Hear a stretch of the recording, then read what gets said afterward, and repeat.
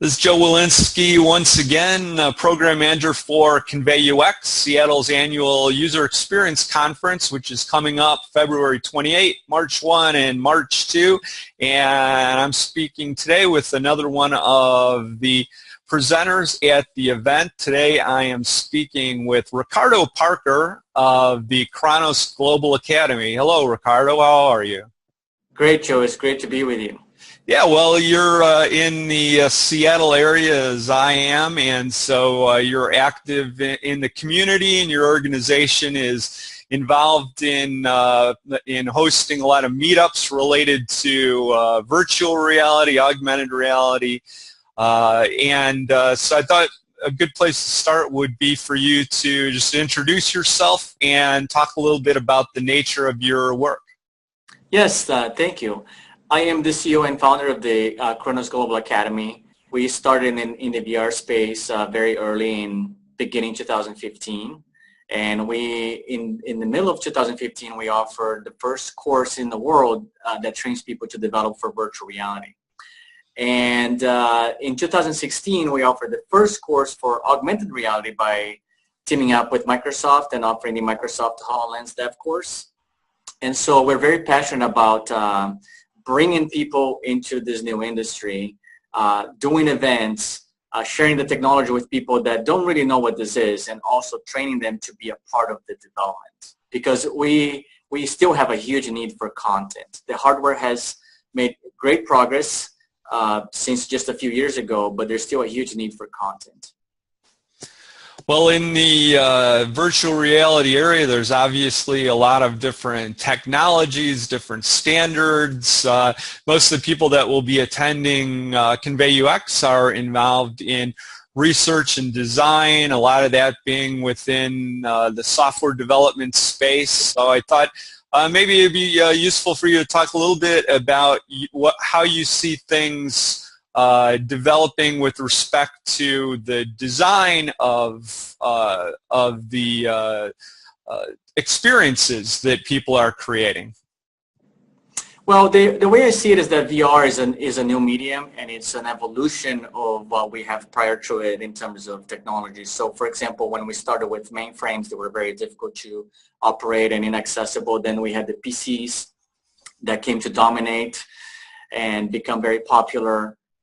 Still, people had trouble with computers, especially the older generation, right?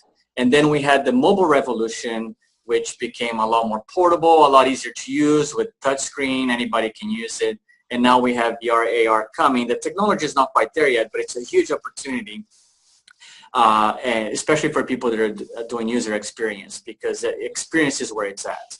The great thing about VR and AR is that it is immersive. So it is just like you are there. You can literally, unlike anything prior to it, you can literally share the experience. For example, if you're building a home or if you have a home, you can take somebody inside of the home as opposed to showing a video of the home or photos of the home, which are very powerful, and that's what we have now. But we can do something different. So what's great about user experience, in my opinion, is that it can be very much natural, a natural thing. So you don't have to think very hard. I would start dropping the concepts that we have in designing for a 2D screen and thinking in terms of how would I want to operate in life, and how you operate in life is how you'd want to use, you want to develop for VR and AR.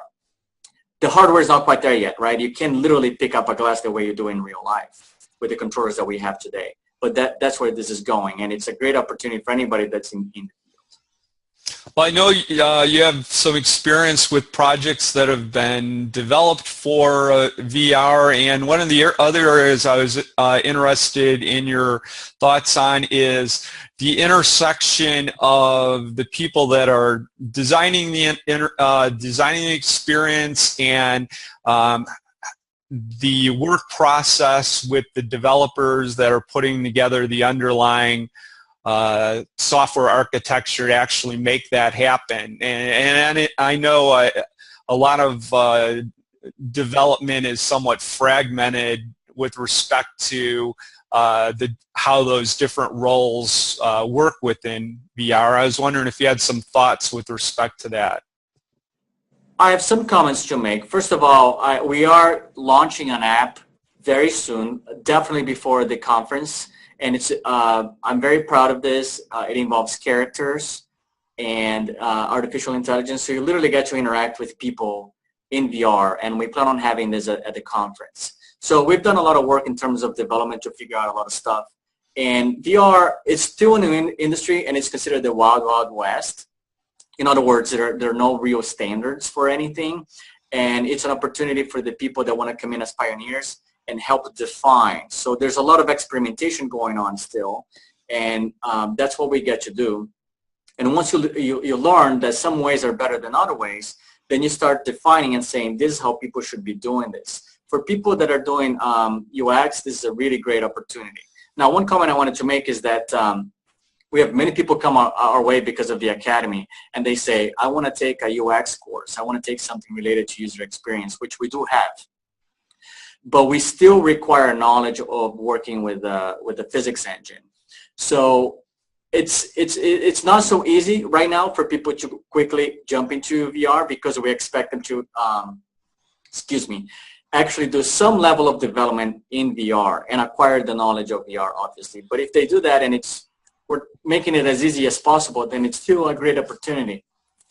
Well, yeah, I'm glad you brought that up because the activity that you're going to set up at the conference is for people to experience some of the technologies. Some of us have had the opportunity to work with VR technologies, but this will be a chance for people to actually come into a room, get set up with the various gear, try out some experiences, and then learn a little bit about the technical aspects and help us to apply that to our research and design that we do for those experiences. So maybe talk a little bit about how you expect to have things set up for people when they visit your demo space.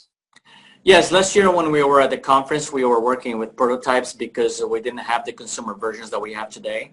Today, you can walk into the store and buy really amazing consumer hardware, which is really great. And we're bringing the latest that we have, the most popular, like the HTC Vive and the Oculus Rift, and all the latest controllers. There are some things that just came out of CES. If those are available, we'll bring them. We'll bring the Microsoft HoloLens. We'll bring a lot of the popular devices by Sony and Google. Well, I think this will be a great opportunity for people to get some hands-on experience as participants. Also be able to chat with you about the ins and outs of getting involved with this technology. So we look forward to having you as part of the conference. Yes, VR very much is an experience. So thank you very much, Joe. Thanks a lot. Bye-bye, Ricardo. Bye.